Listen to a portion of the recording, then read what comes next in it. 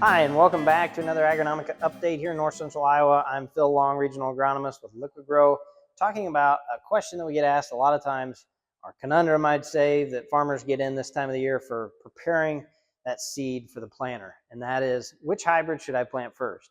Should I plant the early hybrids first, or should I plant the full season, longer day hybrids first? So I'm going to talk about the advantages of both sides of this, and then we're going to talk about two scenarios. Hopefully that'll help kind of put you in one of those buckets and help you make this decision on your own farm this spring. So first of all, the advantages. Advantages to planting early hybrid corn, early day corn first is actually quite a few. So first of all, the primary one that hopefully everybody takes from this is looking at those cold emergence scores, early vigor scores, whatever you're looking at. Any of those indicators of early season stress tolerance in terms of cold is really what you want to focus on.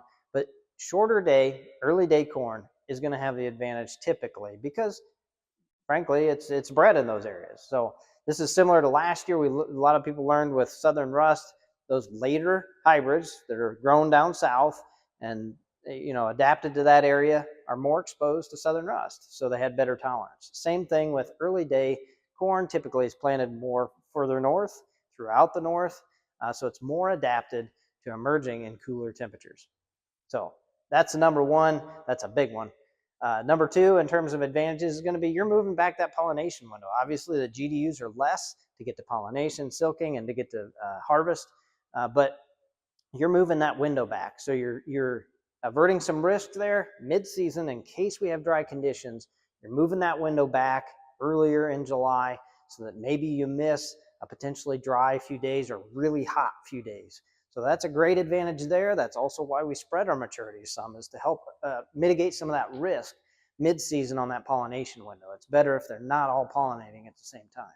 So that's an advantage. But then at the end of the season, you also have the advantage that spends plenty of time in grain fill because it's a short season, so it finishes while it's still warm, finishes out really well. Typically has higher test weight as well. Earlier corn has higher test weight. And it's going to be drier. So you're going to harvest it potentially 1 to 2 weeks early, depending how big your spread maturity is. You'll be able to take that out early. Obviously, you got to consider that with soybean harvest. Are you able to do that? Do you want to do that, switch back and forth, or have two combines? But you could potentially take advantage of some early season corn markets if you plant that early corn first. So second part of this is late or full season maturity hybrids, planting them first. The advantage to that is primarily yield. So yield, when it comes to full season hybrids, we always talk about this, but this is why you plant a full season hybrid, because it takes advantage of that full window. But if you get planted on the front edge of the spring and let it take full advantage of that, you will move up that pollination window a little bit, depending when you planted, but then it's going to have plenty of time to spend in grain fill and finish out well. Ohio State looked at this, and there's been a lot of studies on this, but Ohio State looked at a planting date study specifically and showed between a 9 and 12% advantage yield-wise to the full season maturity corn. And this was a 15 to 20 day maturity spread, so pretty big spread. Most people don't have that big a spread in their portfolio, but looking that far of a stretch, you're going to see a pretty good advantage to the full season corn. So let's talk about two different scenarios. One would be a small window of relative maturities, and I would say 5 to 7 days. So let's say 105 to 110 days, what you got, or 112 day. 5 to 7 day window is what you got in your lineup. In that case, I would likely start, especially if we're getting just towards the end of April, I would go ahead and start with those full season maturities. Plant full season down to the shorter season. That way you don't end up on the wrong side of this. If you start planting and we end up in mid-May, you don't want to be planting your full season hybrids then, or starting to plant those then. So go ahead, if you have a smaller maturity bracket, relative maturities, go ahead and start with that full season first.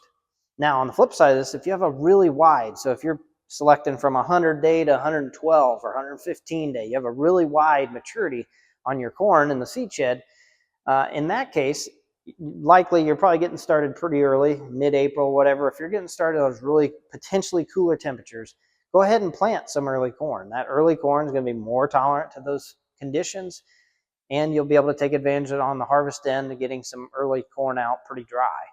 So that would be an advantage there. But then by the end of April, remember, when we get to that window of prime planting conditions for corn, and sometimes this gets misconstrued, but it's late April, and I'd say even 25th through like the 10th of May. I'm giving you a little bit of a tight window there, but that window is the typically prime planting conditions for those of us in Iowa. So when we get to that window, start on those full season hybrids, because we need to give them that full season to grow.